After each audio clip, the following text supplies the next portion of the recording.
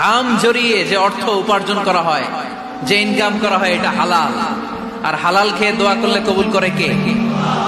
এজন্য খেটে খাওয়া মানুষ, শ্রমজীবী মানুষ আর মেহনতি মানুষদেরকে বিশ্বনবী খুব ভালোবাসতেন। তারা বিশ্বনবীর বন্ধু, আর বিশ্বনবী ছিল তাদের বন্ধু। সুবহানাল্লাহ পড়েন। এত ভালোবাসতেন বিশ্বনবী খেটে খাওয়ার মেহনতি মানুষদেরকে।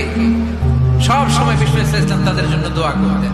এজন্য যারা খেটে খায় তারা কপালওয়ালা, তারা মুস্তাজাবুদ দাওয়া। তারা কি? মুস্তাজাবুদ দাওয়া মানে এমন ব্যক্তি যে ব্যক্তি দোয়া করতে দেরি হয় কিন্তু দোয়া কবুল হতে দেরি হয় না।